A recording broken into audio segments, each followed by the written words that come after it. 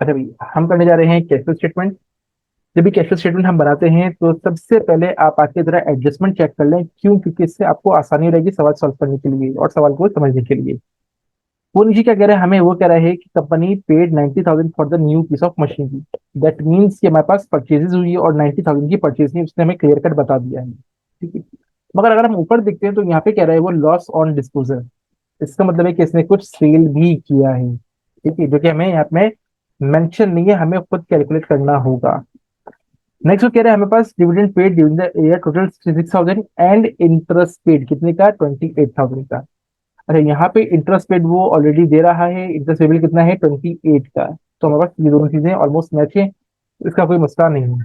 ठीक है, तब हम इसको स्टार्ट करते हैं सॉल्व करना। तो हमारे पास कनेक्टिविटी होती है, हमारे पास वो कहलाती है ऑपरेटिंग एक्टिविटी। ये हम कर रहे हैं इनडायरेक्ट मेथड से। अच्छा, ऑपरेटिंग एक्टिविटी में हमारे पास जब भी इनकम टैक्स की बात हो तो हम स्टार्ट करते हैं प्रॉफिट बिफोर टैक्स से। Profit before tax. अच्छा, इसमें प्रॉफिट बिफोर टैक्स कितना दिया हुआ है हमें? प्रॉफिट बिफोर टैक्स दिया हुआ है 392 का। तो 392 का हमारे पास प्रॉफिट बिफोर टैक्स आ गया है।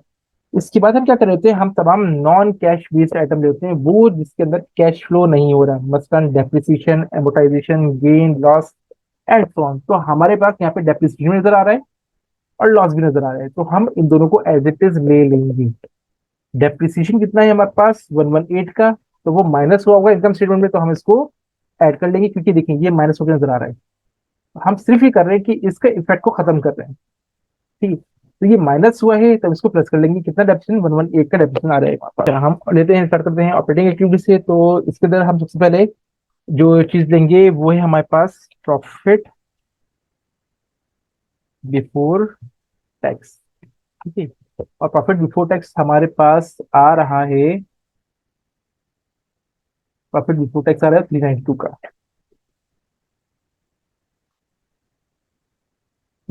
इसके बाद हम तमाम नॉन कैश बेस्ड आइटम लेंगे और उनको एडजस्ट करेंगे।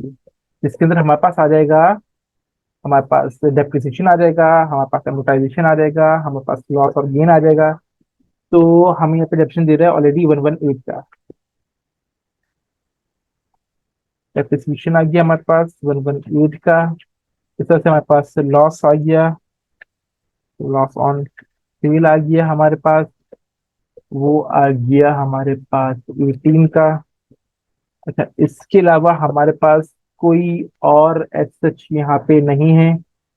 अच्छा, नेक्स्ट हम क्या करते हैं, इसके अलावा हम एक और काम करते हैं, वो ये है कि हमारे पास जो इंटरेस्ट होता है हम उसको वापस से ऐड बैक कर लेते हैं। कि इंटरेस्ट एक्सपेंस से हमारे पास ये खत्म हो रहा है, ये हमारे पास माइनस हो रहा है, तो हम कहते हैं भाई हमें इसके ऊपर जाना है, तो हम इंटरेस्ट को क्या करेंगे, जो भी इंटरेस्ट हमें दिया हुआ होगा उसको वापस से ऐड बैक कर लेंगे, ताकि हम इससे ऊपर प्रॉफिट बिफोर इंटरेस्ट टैक्सेस पे पहुंच जाए। तो हम इसको वापस से ऐड बैक करते हैं। कितने का इंटरेस्ट है हमारे पास, 28 का। तो इसको कहेंगे इंटरेस्ट एक्सपेंस। कितने का, 28 का। देखिए, हम सिर्फ इसके ऊपर जा रहे हैं, इनडायरेक्ट मेथड रिवर्स करने, तो जो जो आइटम यहाँ पर हैं हम उन्हीं को ही रिवर्स में लेके जा रहे हैं। अभी तक इनमें से हमने किसी को भी एडजस्ट नहीं किया है। तो जब हम आगे जाएंगे तो हम उसको एडजस्ट करेंगे, बट अभी फिलहाल हम क्या करें, हम सीधा रिवर्स में ऐसे ही जा रहे हैं। अब नेक्स्ट क्या करेंगे, हम ले लेंगे भाई हमारे पास जितने भी करंट एसेट्स और करंट लाइबिलिटीज है उनको लेके एडजस्ट करेंगे। मतलब हमारे पास पहले करंट के अंदर इन्वेंट्री आ गया है, इन्वेंट्री पहले कितना था, 20 था, और अब कितना हो गया है, 24 का आ गया है। तो इंक्रीज इन इन्वेंट्री, पहले हमारे पास था इन्वेंट्री 20 का था, अब 24 का हो गया है। तो हमने कहा 20 माइनस 24 इंक्रीज, तो ये हमारे पास माइनस हो जाएगा।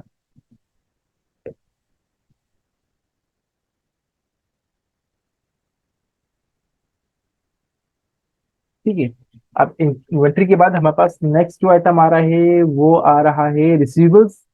58 का था और अब 76 का हो गया है।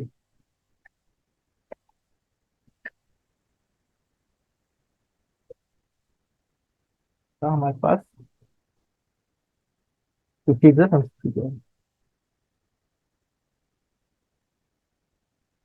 अच्छा, इसके अलावा हमारे पास अब करंट एसेट्स में कुछ भी नहीं है, क्योंकि बैंक को हम नहीं लेंगे, क्योंकि वो इसके बराबर हमें वैल्यू निकलनी चाहिए कैश फ्लो की, क्योंकि कैश एंड कैश इक्विवेलेंट के बराबर है। नीचे आते हैं हमारे पास, हम करंट लायबिलिटीज पे आते हैं, तो हमारे पास पहला आ रहा है ट्रेड पेबल्स, कितने का था, 6 का था, और अब 12 का हो गया, तो हमारे पास इंक्रीज आ रहा है। तो ये अकाउंट पेबल कितने का इंक्रीज आ रहा है, हमारे पास 6 का इंक्रीज आ रहा है। ठीक है, तो इस सब का टोटल जो हमारे पास कहलाता है, वो कहलाता है cash generated from operation. Cash generated from operations, तो वो आ गया हमारे पास 540 तक। ठीक है, अब हम स्टार्ट करते हैं एडजस्टमेंट करना, किसकी, ऑपरेटिंग एक्टिविटी के अंदर इसको एडजस्ट करना स्टार्ट करते हैं। ठीक है, मसलन हमारे पास अगर हम यहाँ आए, तो हमारे पास क्या है, हमें तीन चीजें चाहिए होती हैं, वो होता है इंटरेस्ट, टैक्सेस और डिविडेंड। इन तीन चीजों को हम एडजस्ट करते हैं। पहले हम आते हैं इंटरेस्ट पे। इंटरेस्ट पेड, तो यहाँ पे देखें, ये है इंटरेस्ट एक्सपेंस और ये है इंटरेस्ट पेड, दोनों में डिफरेंस क्या है, इंटरेस्ट एक्सपेंस जो आपको इनकम स्टेटमेंट में दिया होगा, ये एज इट इज वही आ जाएगा, बट जो इंटरेस्ट पेड होगा इसको आप एडजस्ट करके लेंगे। इंटरेस्ट का इंटरेस्ट पेबल यहाँ पे अगर होता, तो आप क्या करते, इंटरेस्ट पेबल का बिगनिंग लेते, उसमें ऐड करते इंटरेस्ट एक्सपेंस को और माइनस करते एंडिंग को, तो वो आपके पास वैल्यू यहाँ पे आ रही होती। बट अनफॉर्चुनेटली हमारे पास यहाँ पे कोई वैल्यू नहीं है, इसका मतलब क्या है कि बिगिनिंग और एंडिंग जीरो है, तो वो एग्जैक्टली इंटरेस्ट के बराबर ही निकलेगा जो हमारे पास ऊपर निकल रहा था, कितना, 28 का, तो ये भी 28 का ही निकलेगा।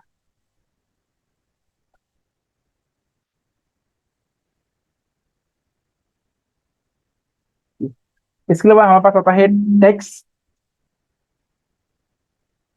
टैक्स के लिए देखिए, हम हमारे पास कोई टैक्स का बिगनिंग है, हाँ भाई, हमारे पास बिगनिंग था 86 का, एंडिंग है 102 का, और हमारे पास टैक्सेशन है 124 की, तो 86 प्लस 124 माइनस 102, 86 प्लस 104, 86 प्लस 124,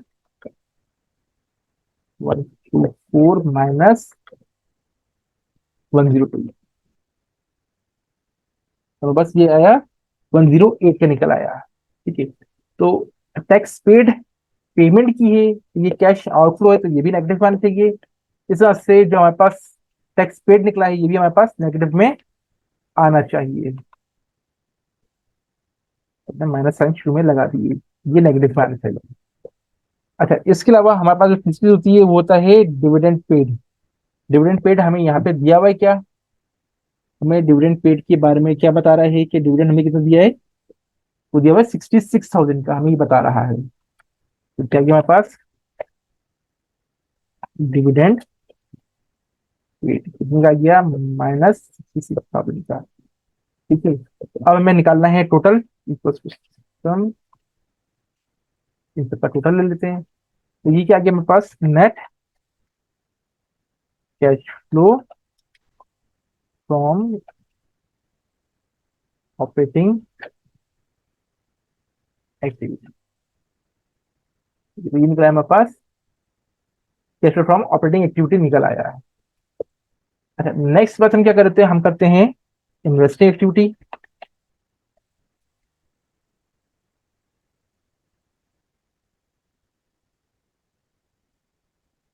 अब इन्वेस्टिंग के अंदर हमारे पास क्या आएगा, हमारे पास आएगा परचेज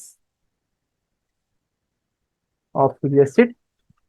अब फिक्स एसेट का हमें क्या दिया हुआ था, हम यहाँ ले लेते हैं, क्या हमें दिया हुआ था, सवाल देखते हैं। हाँ भाई, वो बताता हमारे पास क्या है, 90,000 paid for the new machine, तो मेरे पास क्या है, परचेज से 90,000 का, तो इसने ऑलरेडी बताया हुआ है मशीनरी के लिए कितने का, 90,000 का, ये तमाम टर्म्स थाउजेंड में है, इसलिए हम इसको 90 ले रहे हैं, और ये पेड है, तो हम क्या करेंगे, इसको माइनस में लेंगे। ठीक है, अब हमारे पास प्रॉब्लम एक्चुअली आएगी कहाँ, प्रॉब्लम आएगी हमारे पास सेल कितने का किया है, ये निकालना है हमें कि सेल कितने का किया है। अच्छा भाई, हमें क्या निकालना है, हमें निकालना है यहाँ पे कि हमारे पास सेल कितने का आ रहा है। अच्छा, हमें क्या निकालना है, हमें निकालना है कि हमारे पास हमें क्या निकल रहा है कि हमारे पास सेल कितने का होगा, सेल ऑफ फिक्स एसेट कितने का आ रहा होगा। ठीक है, हम इसको अलग कैलकुलेट कर लेते हैं। हमारे पास यहाँ पे दे रहा है, हमारे पास कॉस्ट ले रहा है। हमारे पास बिगिनिंग कितने का था, हमारे पास था 1560 का। कितने का था हमारे पास, 1560 का हमारे पास बिगिनिंग में था। उसके बाद वो हमें बता रहे हैं हमने परचेज किया है। परचेज कितने का किया हमने, परचेज किया हमने 90,000 का। तो हमने 90 का इसमें मजबूत परचेज कर दिया। ठीक है, तो हमारे पास टोटल कितना होना चाहिए, हमारे पास आना चाहिए 1650 का टोटल होना चाहिए। ठीक है, एंडिंग हमारे पास एंडिंग हमारे पास 1650 का होना चाहिए, मगर हमारे पास एंडिंग कितना निकल रहा है, हमारे पास एंडिंग निकल रहा है 1596 का। क्या निकल रहा है, 1596 का एंडिंग निकल रहा है। तो इसका मतलब है 1650 होना चाहिए, मगर निकल कितना रहा है, 1596 का निकल रहा है। इसका मतलब क्या है कि हमने कुछ सेल भी किया होगा। कितना सेल किया है, हम माइनस कर देते हैं।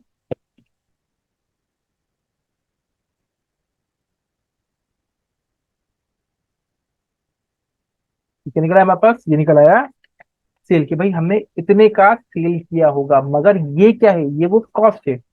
तो हमारे पास सेल आ गया 54 का। अब ठीक है भाई, हमने इतने का सेल तो किया है, मगर याद रखें हमारे पास होता क्या है, हमारे पास होता है जो हमारी कॉस्ट होती है उसमें से हम लेस करते हैं, हम कॉस्ट से लेस करते हैं इसके डेप्रिसिएशन, जो अब तक का अक्यूमुलेटेड डेप्रिसिएशन होता है। तो निकलती है इसकी बुक वैल्यू, जो कि इसकी वैल्यू आज होनी चाहिए। ठीक है, और उसमें से हम लेस करते हैं कि हमने इसको कितने का बेचा, या मार्केट वैल्यू। ठीक है, तो क्या निकल के आता है हमारे पास, निकल के आता है इसका हमें गेन या लॉस निकल के आता है। अगर हमारे पास बुक वैल्यू से ज्यादा का बिक रहा है तो हमारे पास गेन आ रहा है, और बुक वैल्यू से कम का बिक रहा है तो लॉस आ रहा होगा। ठीक है, हमारे पास जो इसकी कॉस्ट थी वो तो निकल के आ गई 54, कॉस्ट निकल के आ गई 54, बट इसका डेप्रिसिएशन कितना है। तो हमें यहाँ से पहले इसका डेप्रिसिएशन माइनस करना पड़ेगा, ताकि हमें ये सब चीजें पता चल सके। अच्छा, इस सवाल के अंदर हमें डेप्रिसिएशन के बारे में क्या बता रहे हैं, डेप्रिसिएशन के बारे में बता रहे हैं कि भाई हमारे पास जो एसेट था वो कितने का था, वो था 224 का डेप्रिसिएशन था। कितने का था डेप्रिसिएशन हमारे पास, 224 का डेप्रिसिएशन था। ठीक है, उसके बाद वो डेप्रिसिएशन कितना हो गया हमारे पास, वो हो गया 318 का। कितने का हो गया, वो हो गया हमारे डेप्रिसिएशन हमारे पास, वो हो गया 318 का। मगर इसके अंदर ये तो बिगनिंग था ना, इसके अंदर कोई नया डेप्रिसिएशन दिए, मतलब इस साल का डेप्रिसिएशन वो है हमारे पास कितने का, 118 का। तो 224 के अंदर हमने 118 इस साल का डेप्रिसिएशन ऐड किया। तो हमारे पास टोटल एंडिंग निकलना चाहिए कि इस वक्त का एंडिंग डेप्रिसिएशन कितना होना चाहिए, वो होना चाहिए 342 का डेप्रिसिएशन होना चाहिए अभी मेरे पास। मगर मेरे पास जो आ रहा है डेप्रिसिएशन वो आ रहा है 318 का। कितने का आ रहा है, 318 का। वो क्यों, क्योंकि भाई इसमें से मैंने, इसका मतलब है कुछ आइटम बेच दिया होगा। अगर मैंने बेच दिया होगा तो ये डेप्रिसिएशन 342 के बराबर नहीं आया होगा, क्योंकि जब वो आइटम बिक गया तो उसका डेप्रिसिएशन भी खत्म हो गया। जब डेप्रिसिएशन खत्म हो गया तो यहाँ से वैल्यू कम हो जाएगी। तो मेरे पास जो बिगनिंग था वो था 224 का, मजीद इस साल का डेप्रिसिएशन हुआ है वो हुआ है 118 का। तो टोटल मेरे पास 342 आना चाहिए, मगर आ कितना रहा है, 318 आ रहा है। क्यों आ रहा है, क्योंकि इसमें कुछ चीजें मैंने बेच दी होंगी। तो जो बेच दिया ये उस, तो वो माइनस कर देते हैं इसमें से। अगर मैं इसको माइनस करूं तो ये वो निकल आया जितने का वो एसिड बिका है, मतलब जो उसका डेप्रिसिएशन था। कितने का, 24 का। तो मैंने कहा भाई इसका 24 डेप्रिशिएट हो चुका है। तो बुक वैल्यू कितनी आनी चाहिए, बुक वैल्यू आनी चाहिए ये माइनस ये। तो 30 इसकी बुक वैल्यू आनी चाहिए, मतलब वो एसिड कितने का है, वो 30 का होना चाहिए था। अब सवाल हमें बता रहा है कि वो कितने पे बिका है, वो बिका है लॉस पे। कितने के लॉस पे, 18 के लॉस पे वो बिका है, 18 के लॉस पे। तो भाई अब ये मुझे नहीं पता कितने का बिका है, मगर मुझे पता है ये आंसर कितना आ रहा है, 18 आ रहा है। तो मैं ये कैसे निकालूंगा लॉस को, ये सीधी सी बात है, मैं क्या करूं,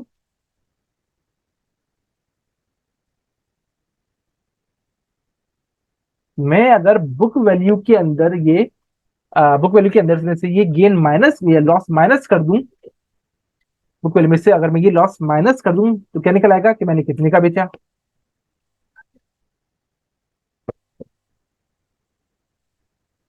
तो ये मेरा निकल रहा है कि भाई मैंने कितने का सेल किया होगा। ठीक है, तो ये मेरे पास सेल ऑफ फिक्स्ड एसेट आ जाएगा हमारे पास। तो सेल ऑफ फिक्स्ड एसेट कितना हमारे पास आ रहा है, वो आ रहा है 12 के बराबर। ठीक है, तो हमारे पास नेट इन्वेस्टिंग एक्टिविटी वो आ गया हमारे पास 78 का। अच्छा, अब इसके बाद हमारे पास क्या आ गया, हमारे पास हमें चाहिए फाइनेंसिंग एक्टिविटी।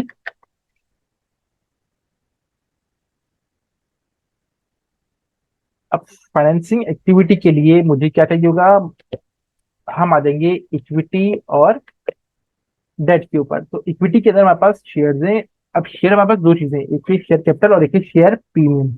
प्रीमियम भी कैपिटल का पार्ट है और उसमें जाके ऐड होगा। तो हमारे पास ये क्या है, हमारे पास बिगनिंग है और ये हमारे पास एंडिंग है। तो हमारे पास क्या है, 340 और 24, ये बिगनिंग था हमारे पास। और अभी एंडिंग कितना है हमारे पास, 60 और 36। तो हम इन दोनों को ऐड कर लेते हैं और इन दोनों को माइनस कर लेते हैं। तो ये हो गया हमारे पास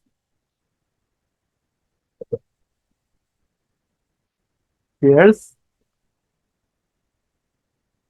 260 और 36 माइनस 340 और 24।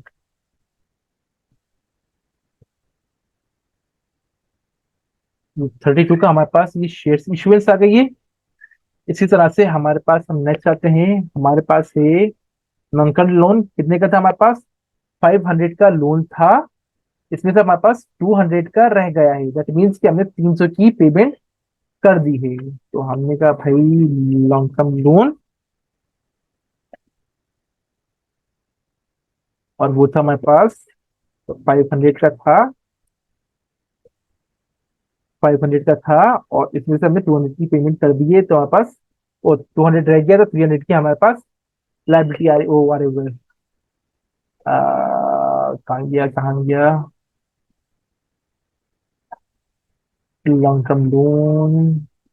हाँ, 500 का था, 200 का दिया, तो हमने 300 की लाइबिलिटी पे ऑफ कर दी है। ठीक है, तो हमारे पास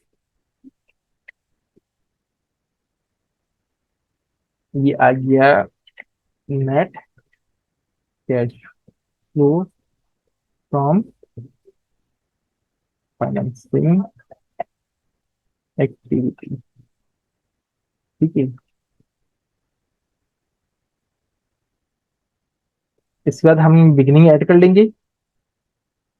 और बिगिनिंग हमारे पास आ रहा है, बिगिनिंग हमारे पास बैंक का आ रहा है 56। तो ये 48 के ऊपर आंसर निकलना चाहिए। नहीं, अगर हमारे पास 56, तो एंडिंग आना चाहिए हमारे पास हम